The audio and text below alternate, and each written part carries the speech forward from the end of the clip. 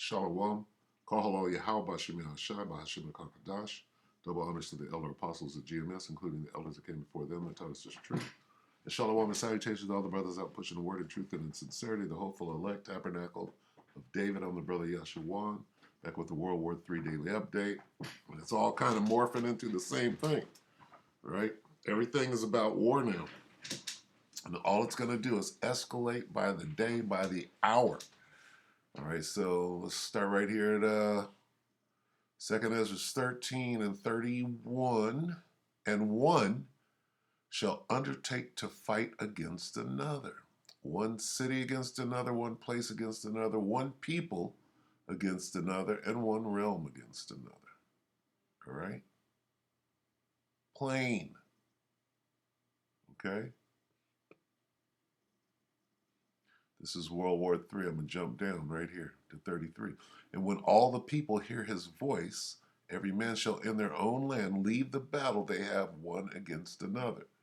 All right? The battle they have one against another is called World War III. All right? So this is saying that during the middle of World War III, all the people that are fighting are going to hear his voice. Who is his voice? All right? During the middle of World War III, this is going to happen. A voice, right? Jump down to 4. Go back up to 4. And whensoever the voice went out of his mouth, all they burned that heard his voice, like as the earth faileth when it filleth. For what is this voice? Well, let's take a look at what the voice is. That voice is dealing with fire, is it not? It's Revelation 19. Take a closer look at this voice. All right, so, all right, this is talking about the one you ignorantly called Jesus. His name is Yahushua. And I saw heaven open, and behold, a white horse, and he that sat upon him was called Faithful and True. And in righteousness doth he judge and what? Make war. Out of his mouth, right here, jump down to 15, and out of his mouth goeth a sharp sword. That's the voice. Got it? Okay. Out of his mouth goeth a sharp sword. What is that sharp sword? That he should smite the nations. That with it he should smite the nations. Okay. Now let's go back and look and see what this voice does. All right. Whensoever the voice went out of his mouth, all they burned. That's that sharp sword. That heard his voice like as the earth faileth when it filleth what? The fire. Concentrated fire is coming out of his mouth, which is his ship, his starship. All right?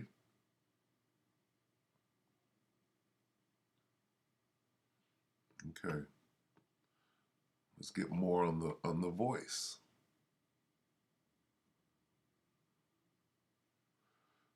Jump down to 9. And lo, as he saw the violence of the multitude that came, he neither lifted up his hand, nor held sword, nor any instrument of war.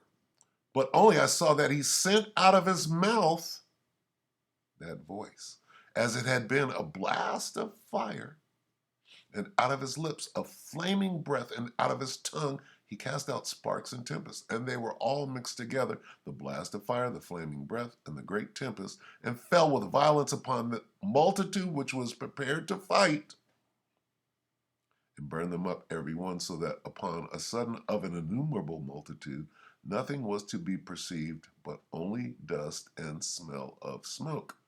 When I saw this, I was afraid. What's that talking about? All right. Let's take a look at it in a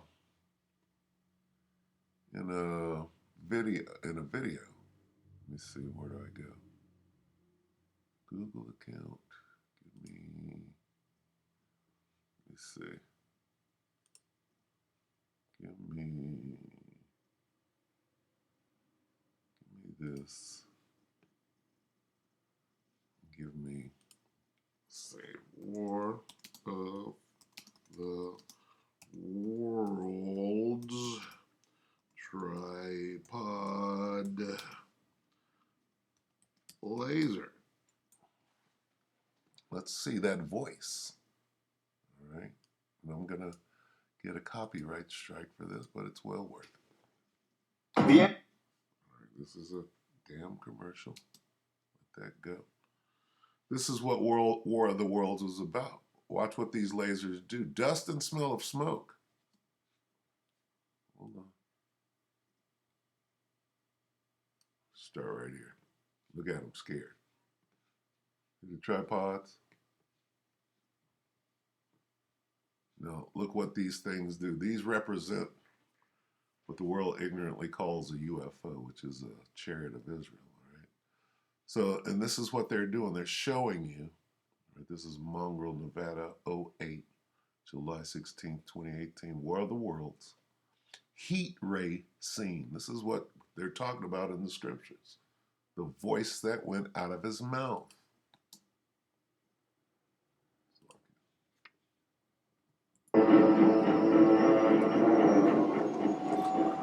See it right there? That's the tripod in the mirror, in the window. This represents a UFO. Now watch what it does.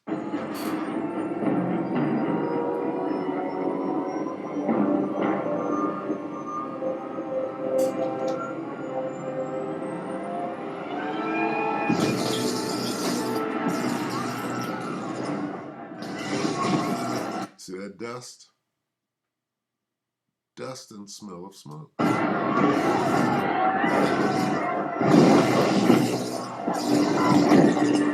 Vaporizing.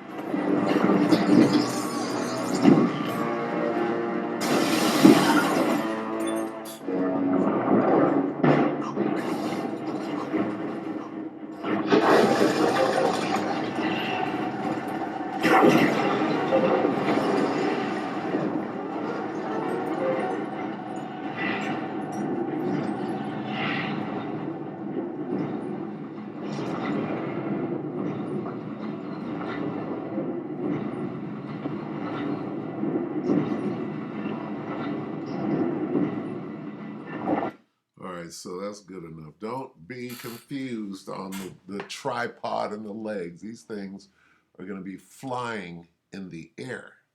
All right? Right here. Oh, and he flew up upon it. Where's that at? But I beheld, this is 2 Ezra 13 and 6. But I beheld, and lo, he had graved himself a great mountain. She'll be coming around the mountain when she comes. And flew up upon it. No legs. All right? Back to the lasers. All right? He neither lifted up his hand nor held any sword nor any instrument of war, but only I saw that he sent out of his mouth as it had been a blast of fire, and out of his lips a flaming breath, and out of his tongue he cast out sparks and tempest. And they were all mixed together, the blast of fire, flaming breath, the great tempest, and fell with violence upon the multitude, which was prepared to fight, and burned them up every one, so that upon a sudden of an innumerable multitude, nothing was to be perceived, but only dust and smell of smoke. Well, we just watched it. Okay? That's what's going to be coming out of these craft. Right? And they know this. Why do you think they got something called a space force? Oh, well, we need a space force so we can fight against these things. Okay. What is that movie called? What is it called? War of what? War. What is it called? War. Worlds. World War III. And during World War III,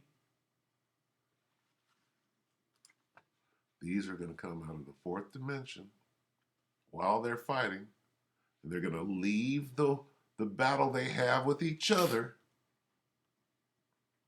Okay?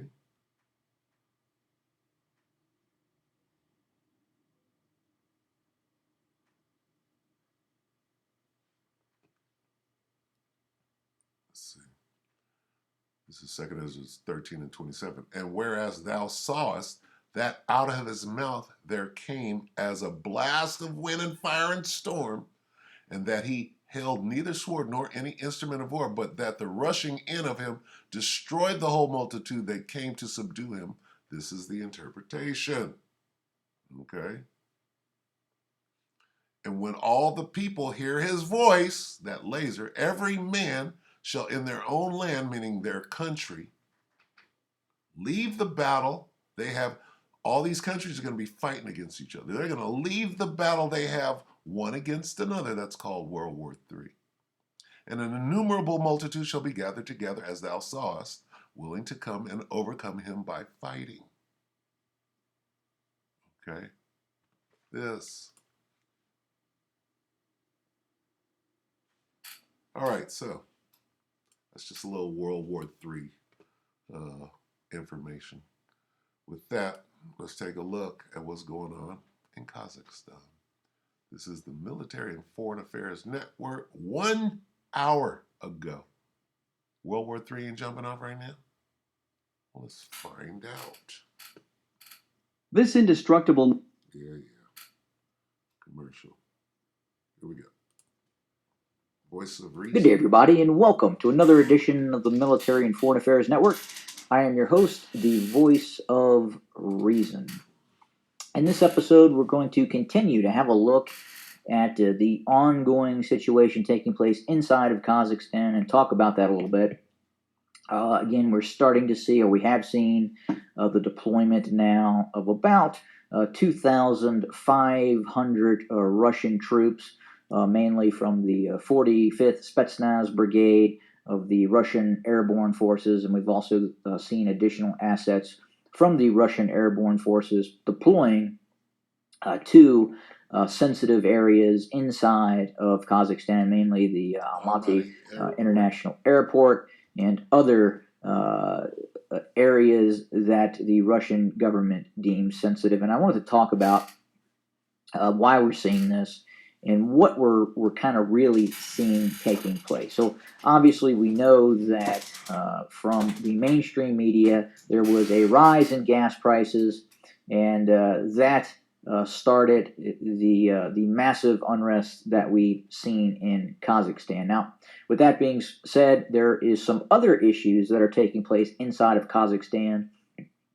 in conjunction with some of these massive, in some cases violent protests that we've seen in the country. Now, we've also seen the deployment of of somewhat organized forces. Now, are they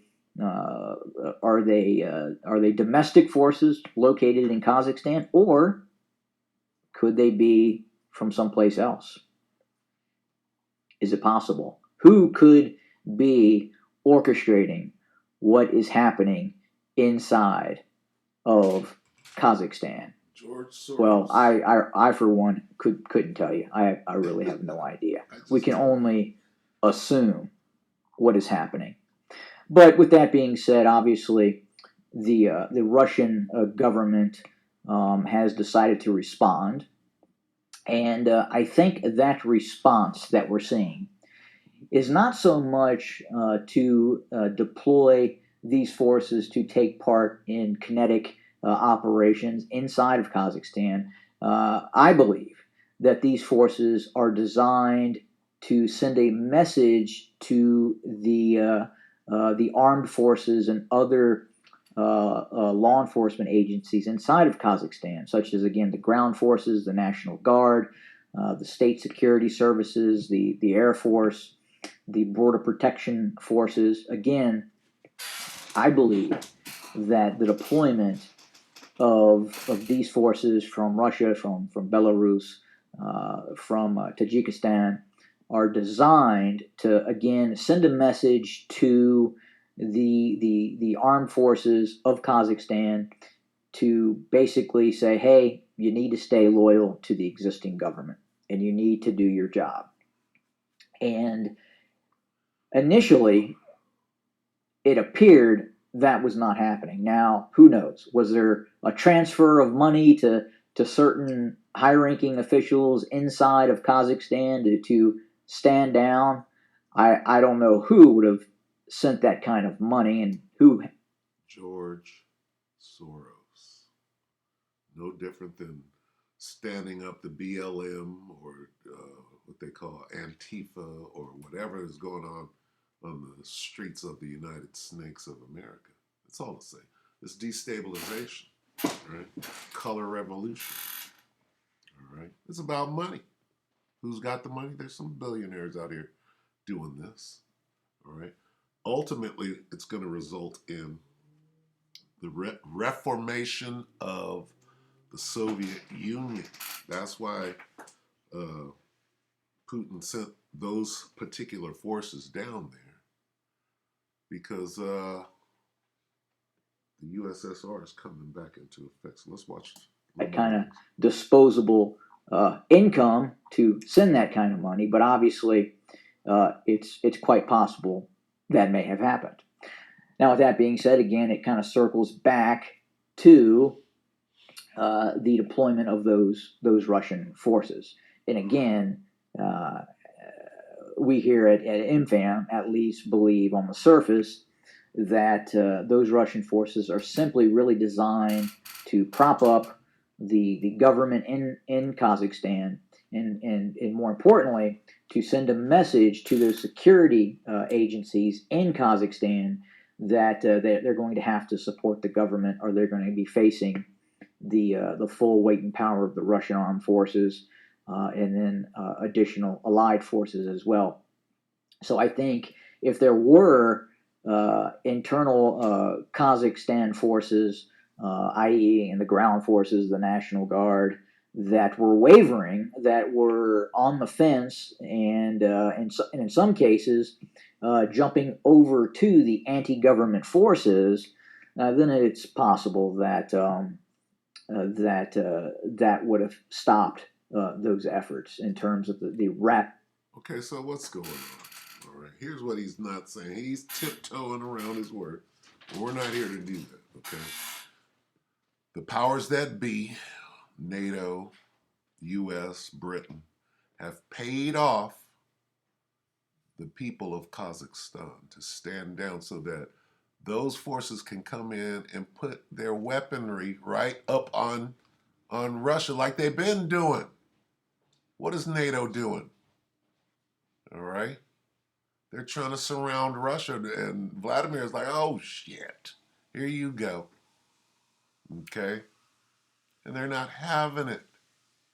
And the scriptures tell you that the outcome of this is a unified Soviet USSR all over again. And the Most High, Yahweh, Bahashim Yahushua, is the one that's doing it. So it will come to pass. All right, so enough of this guy bumbling around his words, although I do appreciate him. All right, but let's look at what is this carrier pigeon, huh? No. Let's go to Deep Journal. Let's look at Kazakh Air. I want to see if there's any. This is 3 hours ago. Deep Journal channel. Breaking: Kazakh air defense strikes Russian aircraft. Are they over here fighting each other? What's going on? 30% of Americans. Slovakia.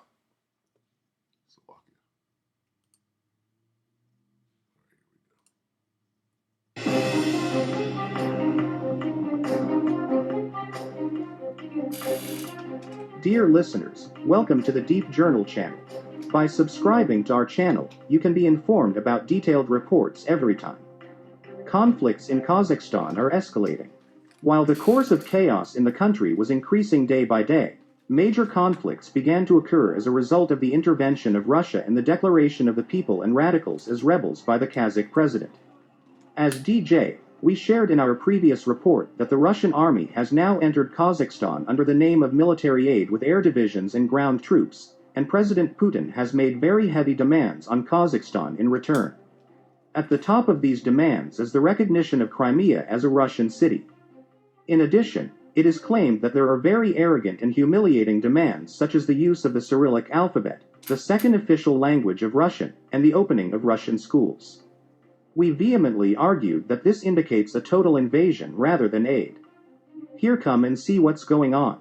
This situation has already started to be an issue that all world states should pay attention to, especially President Biden's administration. Okay, now I believe that the same video I played yesterday. So, that's kind of strange. All right, so anyway, they're basically saying the same thing. This is just the beginning. All right. World War III will be declared very, very soon. Okay. On a larger note, the Most High is gathering the troops down into the Valley of Jehoshaphat, and World War III will be declared. All right.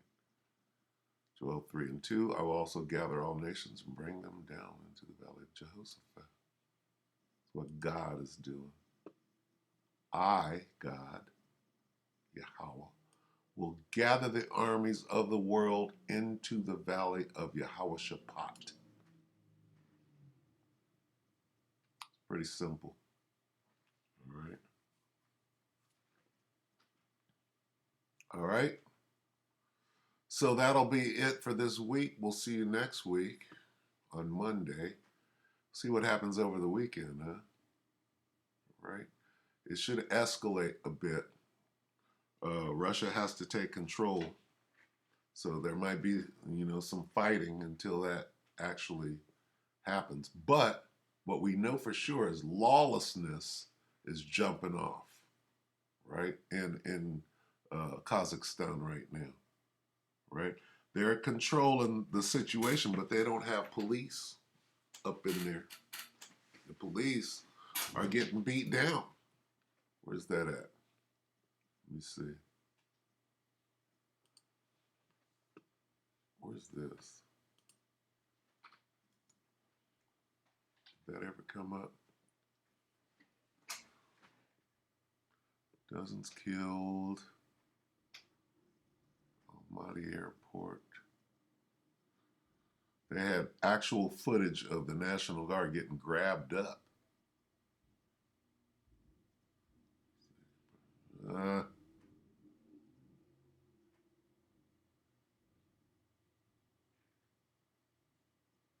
that's 3 years ago. All right, so good enough. Orders to shoot to kill. 3 cops. Look at this. 3 cops beheaded. This is 5 hours ago. In Kazakhstan protests as government orders shoot to kill. You see it's going down over here? You see it going down? Look at that. 3 cops beheaded.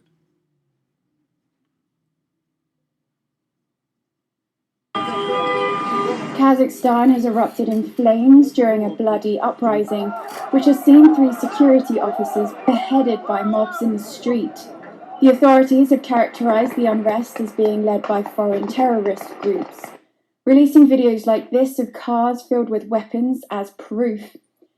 Horrific images that we've blurred show decapitated bodies laying in the streets. A reported 18 security officers have been killed, and dozens of protesters have been, in their words, eliminated, with more than 2,000 detained.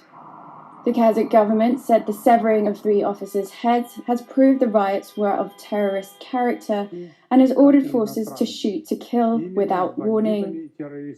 Russian troops have arrived at the former Soviet state to help crush the protests, which began on Sunday over a sharp rise in the price of fuel. The contingent, called the CSTO, is a military defensive alliance of ex-Soviet states. The CSTO is a Russian-led organization which they see as their NATO for the Eurasian region. And Kazakhstan has been a member of that since 2003. But one of his greatest achievements, the former president, was to kind of keep Russia at bay. The EU has urged Russia to respect Kazakhstan's sovereignty. The Foreign Secretary, too, condemning the violence. Our thoughts are with those who have lost their lives in what has happened, and we condemn the acts of violence and destruction of property in Almaty. And we will be coordinating further with our allies on what further steps we should take. These protests have spread across the country at lightning speed, morphing into a more general discontent over living standards and stagnant one-party rule. Russia may be stepping in to help, but this is also Vladimir Putin's worst nightmare. Happening next door, a reminder of how quickly the public can turn against authoritarian rule. Valerie Brown, The Sun. Okay, so that's what's going on the ground. You can spin it any way you want to, but what's going on down there? If the police are getting beheaded, right? They're standing down. So it's lawlessness out there. Raping, pillaging, burning, okay? Straight lawlessness. And you think that's not coming here? All right? It's only a matter of time before this place blows up. Oh, now we got to go back here and close out with a couple of scripts. So the Most High is gathering all nations. He's gathering all the armies of the world for World War III. So he can ambush them with those lasers. This is Joel 3:9. Proclaim ye this among the Gentiles, prepare war. Everything is about war on the way out as this world closes out. Okay? The end of this world is near, and the beginning of it that followeth is going to happen directly afterwards. All right? Prepare war, wake up the mighty men. Let all the men of war draw near. Let them come up. Beat your plowshares into swords, your pruning hooks into spears. Let the weak say, I am strong. Assemble yourselves and come, all ye heathen, and gather yourselves together round about. Thither cause thy mighty ones to come down, O Lord. Where's the mighty ones? Come on, mighty ones. There they are. All right. And then the lasers. And then the kingdom of heaven. All right. So with that, we'll see you next week. We hope that the elect were edified. Shalom.